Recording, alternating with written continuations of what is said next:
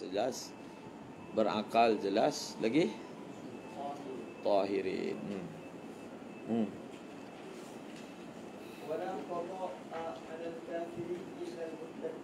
Dia wajib ni, dia ada dipanggil wajib mutalabah. Satu lagi dipanggil wajib iqab. Kamu dah belajar perkara ini dalam Iqna pun ada, mungkin dalam warakat pun ada. Dalam warakat ni ada satu ibarat yang berbunyi wal kuffaru mukhatabuna bi furu'is syara'i. Orang-orang kafir dikhitabkan dengan perkara-perkara furu' dalam syariat.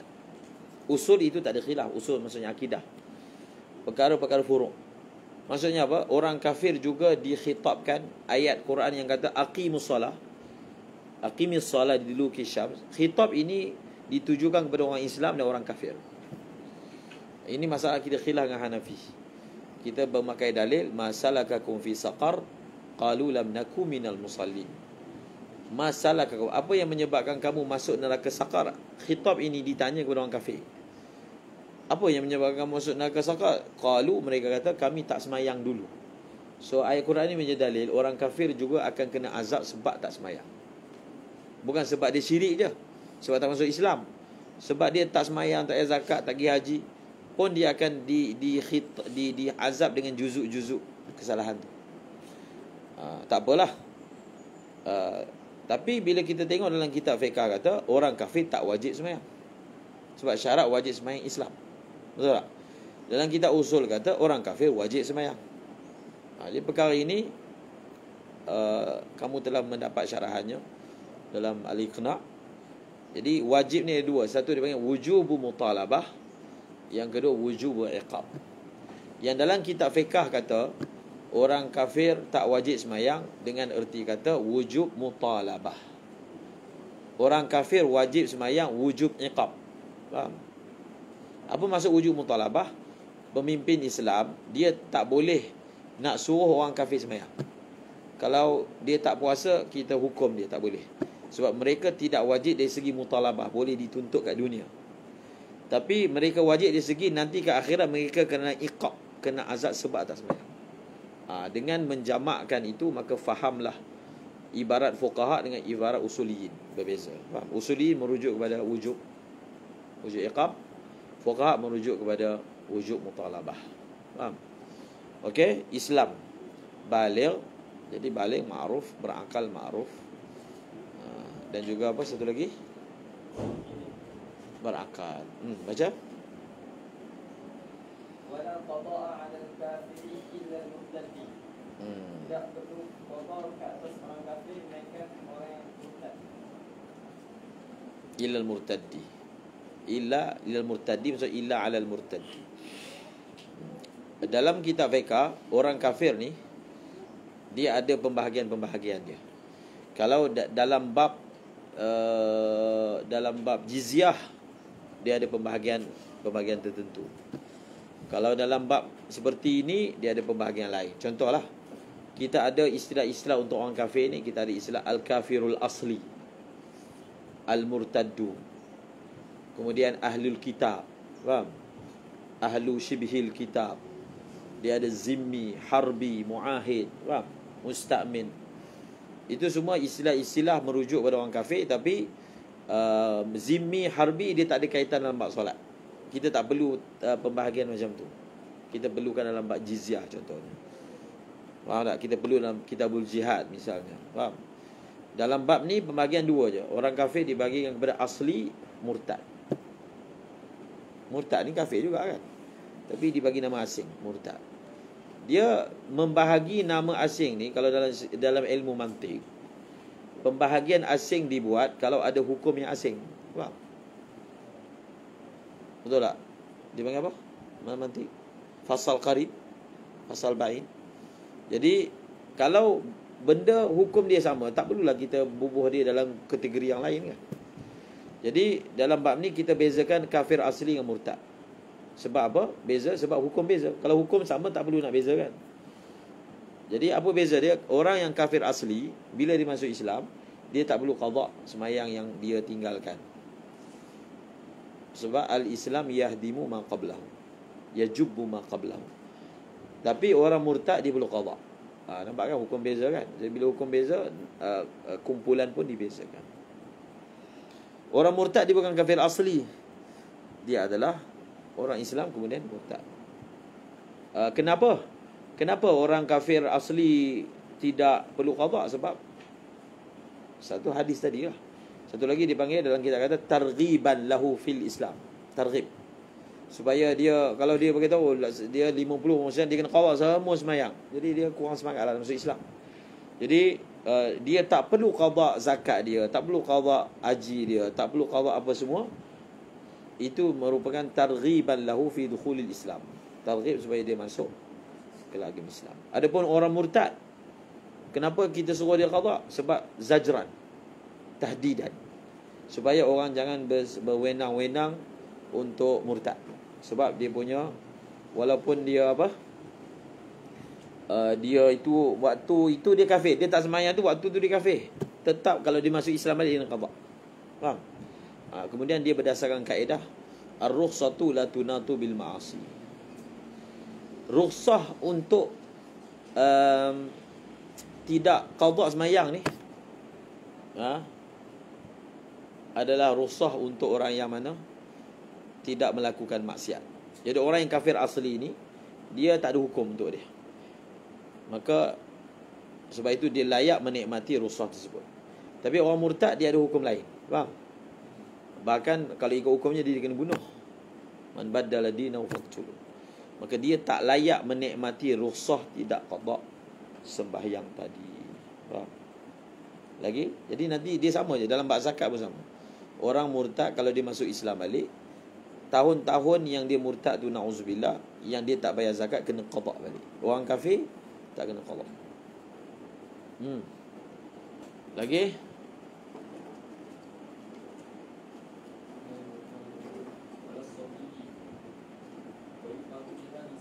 Wala sabi, maksudnya wala al-qada ala sabi.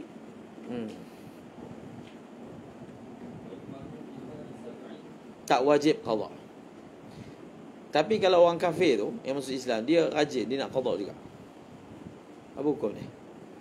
Sabi kan, dia tak perlu qada. Tapi satu orang ni, dia rasa saya nak qada lah semua semayang saya daripada mula mumayyiz sampai saya balik, yang dia tak semayang. Dia rajin lah. Apa hukum satu orang dia nak qada juga semayang yang sepatutnya tak kena qada? Dia ada beberapa contoh. Pertama, orang kafir dia nak qada semua semayang dia daripada mumayyiz atau daripada baligh sampai dia masuk Islam, dia nak qada. Tak wajib qada itu kita faham lah, tapi dia nak qada juga. Apa hukum dia? Sabi, daripada dia mumayyiz sampai dia baligh, orang ni dia nak qada semayang dia pada waktu tersebut yang dia tak buat. Yang ketiga orang haid. Orang haid tak wajib qada kan, tapi dia josah, dia nak qada juga. Lalu dia qada. Jadi soalan dia, apa hukum qada tersebut? Haram, makruh, mustahab, harus, macam mana? Itu fuqaha bahaskan. Tapi yang pastinya, kamu boleh tengok dalam Busyra Karim misalnya, yang kita ayat lain, apa hukum dia. Tapi hukum ni kita jarang lah kot jumpa orang yang akan bertanya soalan tu. Saya nak qada. Sebab orang biasanya cari hukum yang tak payah qada. Dia tinggal semayang dengan sengaja, tapi ada ustaz boleh fatwakan dia tak payah qada. Ustaz tu bagus. Faham? Saya qada kan, tazhilan 'alal ummah katanya. Dan memang qaul itu diangkatlah oleh Salafi. Masalah orang yang tinggal semayang dengan sengaja tak perlu qada, yang ditarjihkan oleh Syekh Ibn Taymiyah, anak murid dia lain-lain. Okey, seterusnya. Carilah esok beritahu apa hukum dia kalau dia nak qada juga. Kemudian 7 tahun lagi. Wa yu'maru biha ni, wa'mur ahlaka bis salah. Satu, muru auladakum bis salah. Itu hadis-hadis dia. Wa yu'maru biha, disuruh dengan solat ketika umur apa? 7 tahun. Nabi SAW menyuruh ayah ataupun wali untuk menyuruh. Faham? Ini pun kamu dah belajar dalam kitab Jam'ul Jawami'. Dah belajar kan? Apa kaedah ni? Baca sikit. Ha?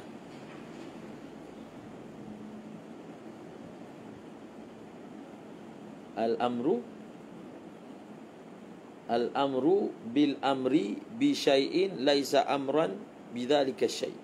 Macam tu lah lafaz. Dan contoh yang diberikan memang hadis ni, muru auladakum bis salat. Okey, tak apalah tu. Dalam hadis Nabi SAW bersabda, muru, suruhlah oleh kamu. Khitab ini ditujukan kepada wali. Wali itu ayah ataupun jad. Kalau tak ada, ibulah. Kalau ayah tak ada, datuk tak ada, maka ibu. Jadi Nabi SAW telah menyuruh dengan sirah amar. Muru dengan sirah amar kan, suruhlah oleh kamu. Maka perbuatan menyuruh anak semayang ketika umur 7 tahun itu adalah wajib. Faham? Wajib. Sebab itu dalam kitab lain dia guna perkataan jelas. Dalam Minhaj tak jelas kan.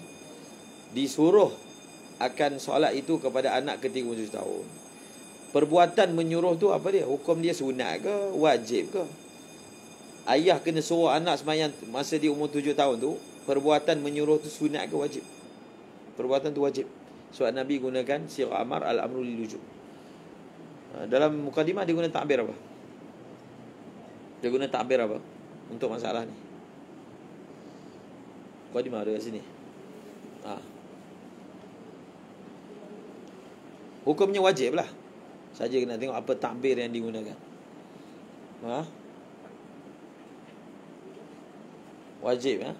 Jadi kalau ayah tak suruh anak dia semayang pada umur 7 tahun, berdosa. Faham? Kalau ayah tak ada, keluar 4 bulan, ibulah kat rumah. Kalau ayah tak ada, ibu tak ada, dah meninggal, datuk. Faham? Abul ab. Dan dia adalah tafsir lagi. Kalau dia ni tak ada ayah, dia ni hamba sahaya, tuan dia suruh. Tuan dia kena suruh. Faham? Kalau dia ni tak ada ayah tapi dia tinggal dengan wasi. Wasi maksudnya penjaga kat rumah anak yatim. Anak yatim kan ada penjaga. So yang kendalikan rumah anak yatim tu kena pastikan budak-budak yang umur 7 tahun tu sembahyang. Itu tanggungjawab dia pula, wasi, qayyim, faham? Sayyid untuk hamba dia.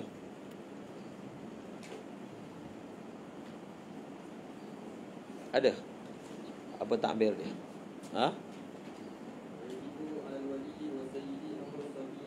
Nampak? Itu je nak tahu. Dia guna perkataan kan lebih wadih kan. Wajib atas saya untuk suruh sembahyang. Faham? Ini dia ada syarahan dia tu. Ada syarahan. Khususnya dalam bab yang lepas tu. Ketika umur 10 tahun pukul kan. Baca? Sambung. Jadi kita tak baca syarah, matan tu bebas. Mahali adalah syarah kepadanya. Musyarah Karim adalah syarah kepadanya. Apa saja itulah syarah dia. Faham? Lagi? Apa tadi? Sebelum tu? Wa yudrabu 'alaiha li'ashri. Dipukul ketika umur 10 tahun. Wadribuhum 'alaiha wa hum abna'u 'ashri. Faham? Dipukul. Jadi pukul itu adalah wajib. Surah wajib, pukul pun wajib. Tapi dia ada syurutud darb. Faham? Itu kan semua kena tulis. Tanda cari usaha dalam Baijuri ada. Okey, dia masalah umur 10 tahun dengan umur 7 tahun. Dia ada khilaf Ramli bin Hajar. Tengok sendiri. Jadi kalau mudah kita nak tahu khilaf Ramli bin Hajar, dia ada kitab khas yang kumpulkan benda tu. Dan Musyarah Karim sebut juga. Tapi dia bukan khusus kan. Ni kitab khusus. Hanya jamakkan khilaf Ibn Hajar kan. Fathul Ali. Fathul Ali. Bi jam'i apa? Ikhtilaf baina Ibn Hajar wa Ramli. Ataupun satu kitab Ithmidul Ainain fi ikhtilafi syaikhain. Ithmidul Ainain fi ikhtilafi syaikhain ataupun Ikhtilaful Asyakh. Jadi kitab-kitab itu menghimpunkan ikhtilaf Ibn Hajar Ramli. Jadi masalah umur 7 tahun, 7 tahun ni dia ada dua makna. Satu, 7 tahun by birthday. Faham? Satu lagi, 7 tahun mengikut tahun.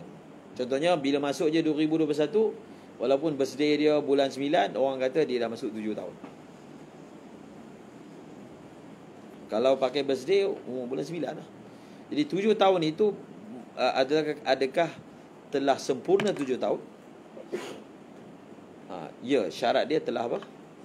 Telah sempurna 7 tahun, bukan masuk tahun ke-10, bukan masuk tahun ke-7, tapi telah sempurna. Maksudnya hukum wajib suruh sembahyang tu bila dia umur genap 7 tahun by birthday, mengikut tarikh lahir dia. Faham? 7 tahun.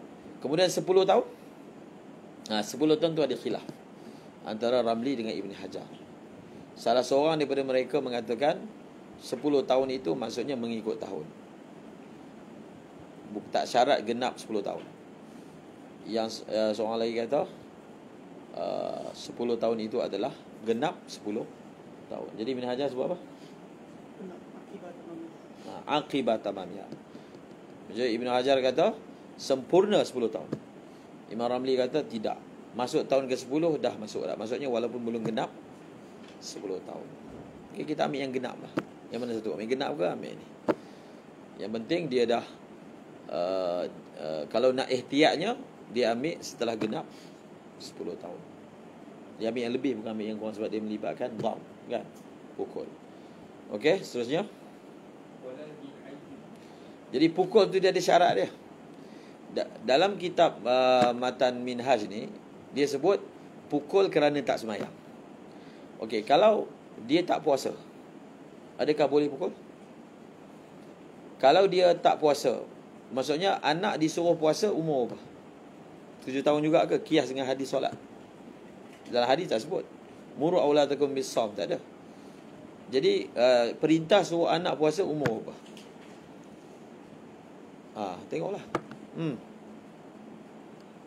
Siapa boleh jumpa ibarat masalah puasa?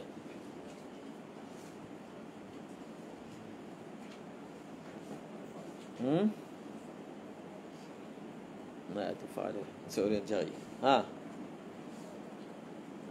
Cari. Dia latihan belajar fiqh ni latihan mencari. Sebab tu orang buat majlis bahas masail. So pelajar tu dia ada kemampuan cari. Cari tu adalah satu kemampuan. Kalau orang tak biasa mencari, dia susah nak jumpa. Sebab kita tak mungkin boleh hafal semua masail. Paling kurang kita wujudkan diri kita malakah untuk cari. Kalau orang tu dia biasa buka kitab, salah puasa. Belakang tu. Macam? Hantar pakai kitab apa tu? Kenapa? Macam lainnya dia punya. Oh, dia klik keras. Cetakan apa? Kenapa dia punya ketebalan macam tak sama je? Betul lah. Pemihan. Bukan cetak rompak. Dia rasa gemuk sikit. Sebab ada orang cetak rompak Busyra Karim ni. Macam?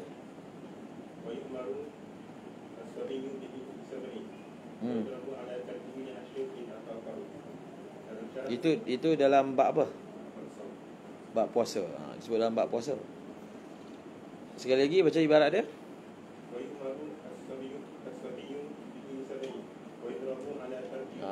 Jadi dalam kitab fiqh disebut puasa pun sama macam sembahyang. Ada hadis ke? Tak ada. Kias. Faham? Sebab ni rukun Islam, ni rukun Islam. So kita kiaskan. Seperti mana disuruh sembahyang, maka disuruh puasa. Cuma kita kena selaraskan hukum yang sesuai dengan puasa. Iaitu puasa ni dia adalah satu perbuatan yang perlu ada ekstra kekuatan. Tak sama macam sembahyang kan. Maka sebab itu hanya boleh suruh budak, anak kita umur 7 tahun puasa in ataqahu. Faham? Apa baca lagi? In ataqahu lagi? Dah. Baca balik matan. Wa yu'maru.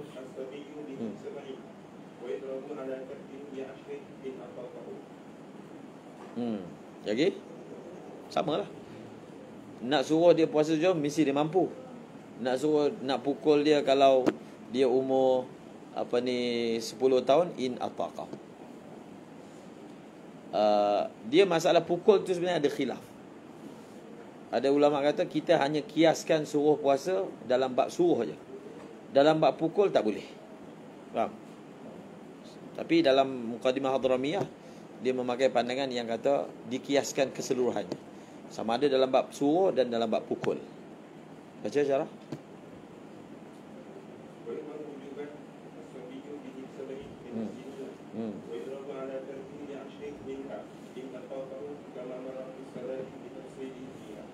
Oh, dia dah sebut dalam bab solat.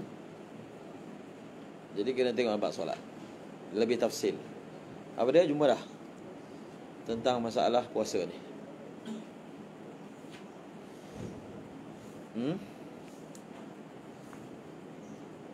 Dalam Ibn Hajar pukul ada.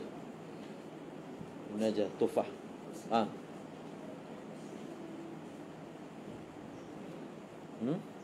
ويؤمر به الصبي ل7 إذا أطاق وميزه ويضربه وجوبا على تركه ل10 إذا أطاقه نظير ما مر في الصلاة فيهما والتنظير بأن الضرب عقوبة التصرف فيها على محل وجودها يرد لأن لا itu.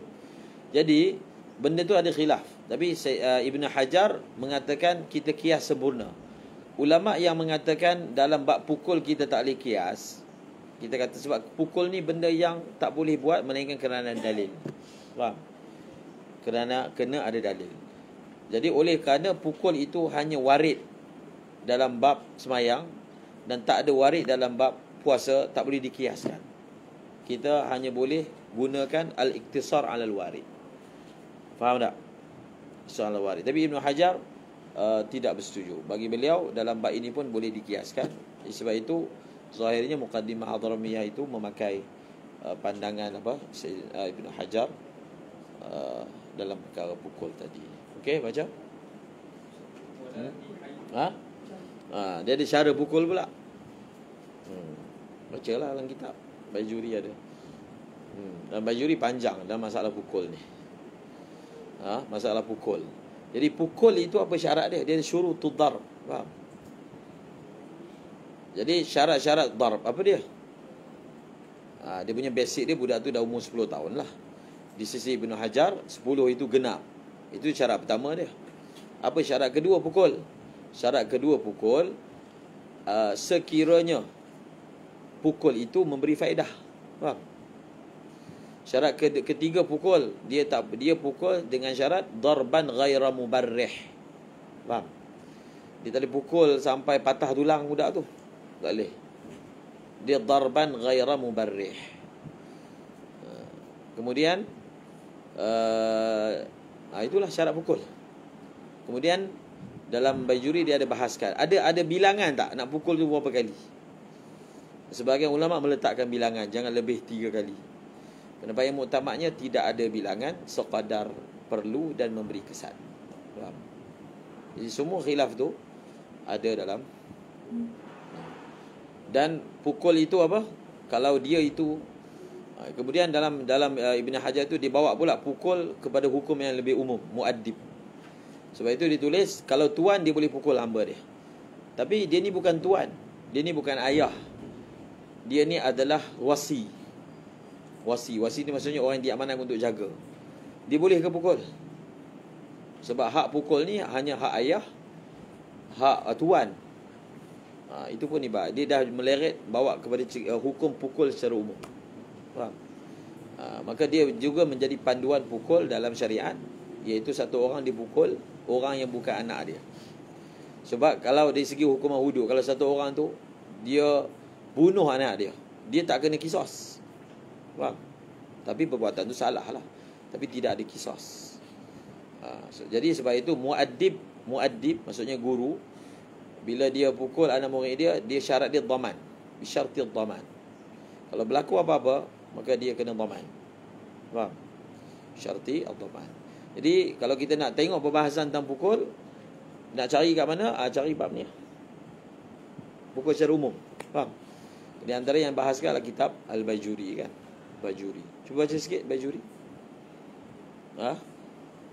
Bajuri tu.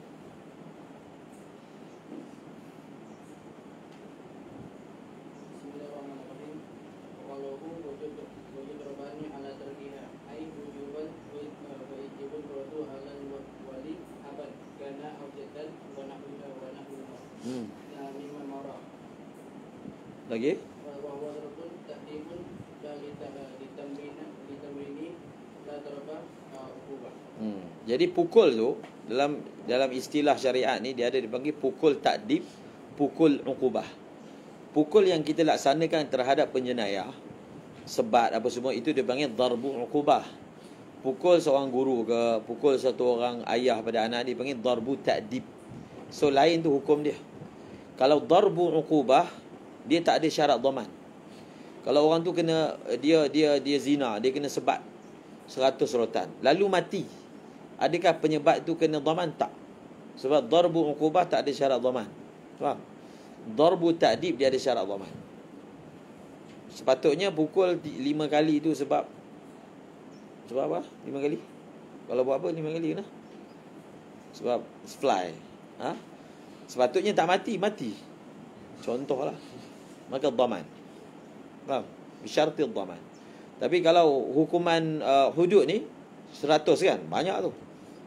Sepatutnya tak mati, tapi mati. Maka adakah al-gojo tu akan dikenakan qisas? Tak. Faham? Itu sebab tu dibezakan darbu ta'dib dengan darbu uqubah. Kemudian baca. Sebagian ulama kata kalau nak pukul jangan lebih 3. Kemudian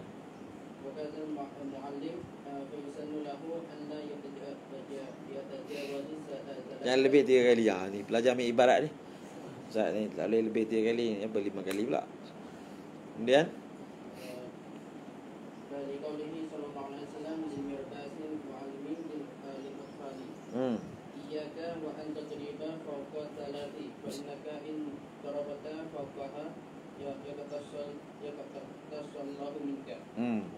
sampai habis pukul apa kelas?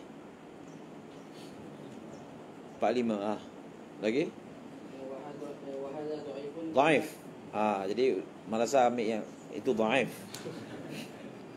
Muktamad dia hajah. Lagi?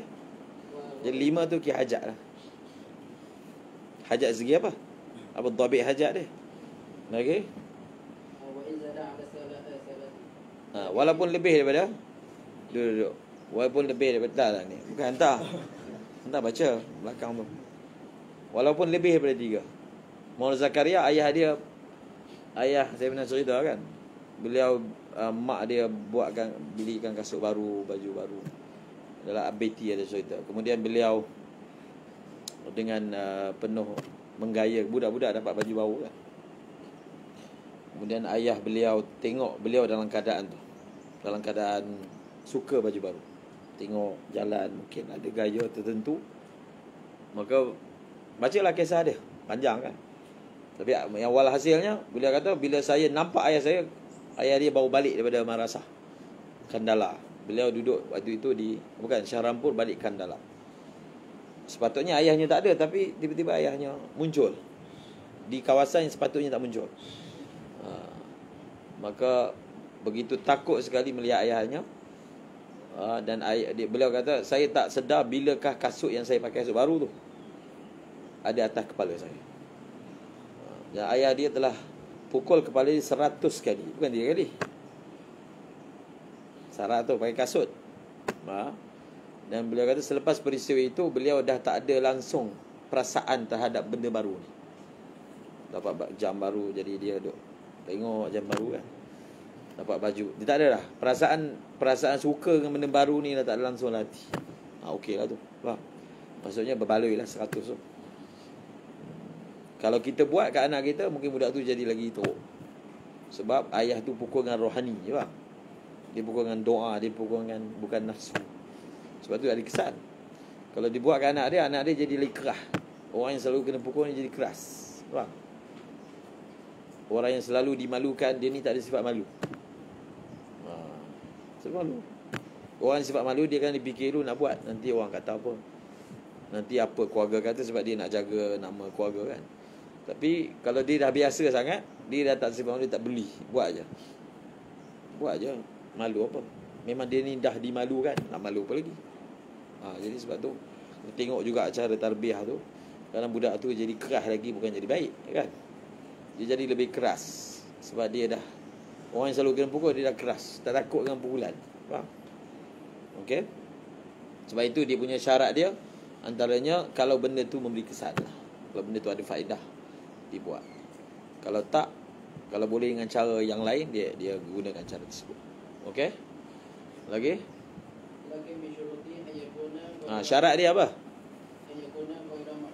Mubarrih. Syarat dia jangan sampai mubarrih. Kemudian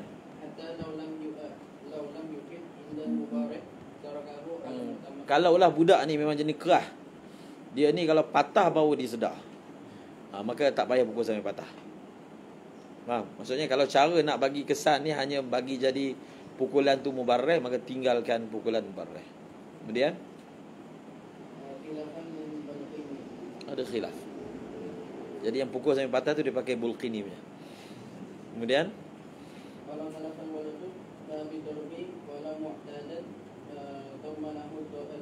tu yang ni. Jadi kalaulah budak tu talaf, tangan dia patah ke, mati ke, walaupun sepatutnya pukul tu tak mati tapi jadi mati, maka dhaman. Sebab itu dia panggil, dia pukul tapi bisyarti dhaman. Kemudian bisalamah al-aqibah. Seterusnya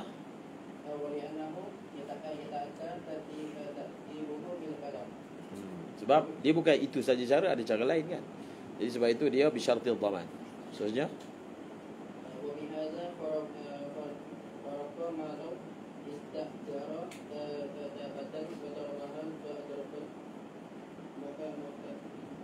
mu'tadan.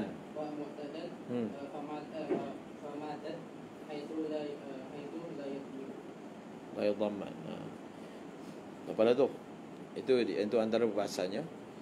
Bahkan Ibni Hajar, kalau nak panjang lagi perbahasan tentang pukul makul ni, Ibnu Hajar Haytami tulis satu kitab. Tajuknya apa? Tahqiqul Maqal. Itu kitab tu bagus tu. Panjang nama dia, tapi tajuk kepala dia Tahqiqul Maqal, lebih kurang fima yahtajuhu muaddibul atfal. Faham? Ada lagi belakang tu saya tak ingat, tapi Tahqiqul Maqal fima yahtajuhu muaddibul atfal. Dalam tu semua ada hukum hakam tentang siapa yang nak mendidik budak-budak ni, apa hukum hakam yang dia kena tahu. Faham? Ibn Hajar Haytami tulis panjang lebar, tahqiq lagi masail. Kalau ini sikit je, cuplikan je. Bahkan ada panjang lagi bahasan tentang hukum hakam berkaitan dengannya. Ada satu orang tulis kajian di Pakistan, Ustaz Razif cerita.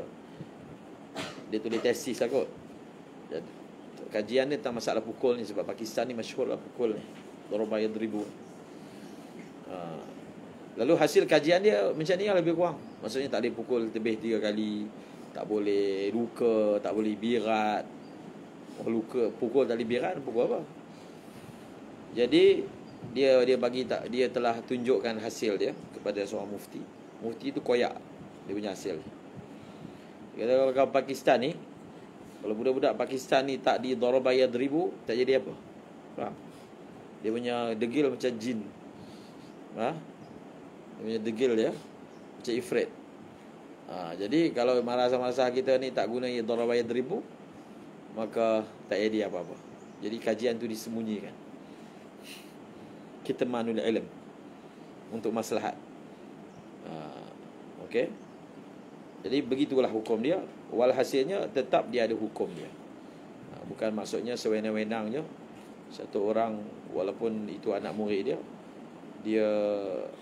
dia tidak ada panduan dalam memukul. So dia ada kaedah. Okey. Wallahu a'lam. Jadi kalau satu orang pelajar dia dah kena